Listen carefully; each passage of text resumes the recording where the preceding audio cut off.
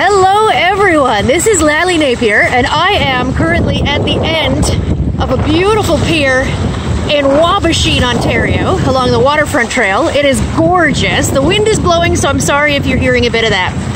What I wanted to talk about today was boundaries.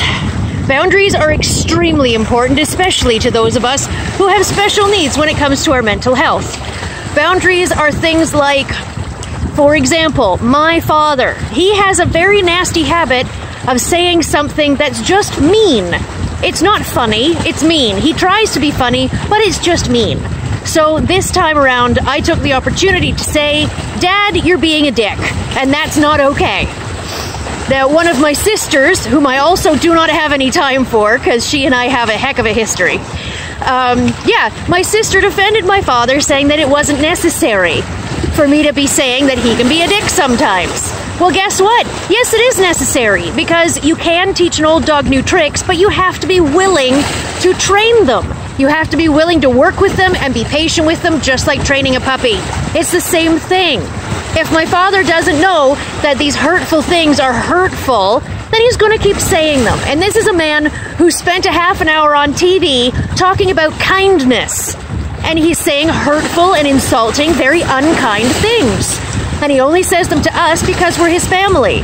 Well, just because we're family doesn't mean we have to put up with that crap. We shouldn't have to. So, that's one of the many boundaries I was able to put up just in the past week. Another one was my very best friend. Her boyfriend has this nasty habit of playing devil's advocate in order to, I don't know what he's trying to accomplish. He says it's so he gets to know the people he's talking to better, and that's why he does this devil's advocate thing. An example of the devil's advocate thing, I was telling him that my father said something that was extremely unkind, and he said, well, maybe that's just his humor. Well, it's not funny. So how is that his humor? How does that make it okay?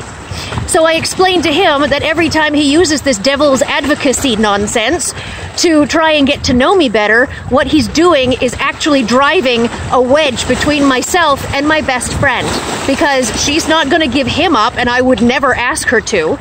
And he's not going to give her up, and I would never ask him to. As long as they're happy, that's all that matters. But she is my best friend, so I'm going to be a part of her life, and that means you'll have to put up with me. Now, if you can't do that without sucking it up and not being devil's advocate or finding a better way to get to know me, like, hey, how about Lallie? What's your favorite color? Well, it's purple. Thank you for asking. What are some of your favorite foods? Oh, I love salmon and I love spinach with garlic and bacon.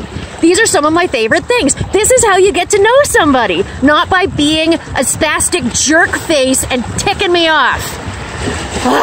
Thank you so much for letting me say that. Oh, I feel better. Anyways, boundaries, they are extremely, extremely important. If someone is crossing your boundaries, making you upset, or agitating your already delicate mental state, then for heaven's sakes, do something to stop it. You have that right. It doesn't matter who they are, nobody should be allowed to treat you poorly and get away with it. So, until next time, take care of yourselves, especially yourselves, and each other.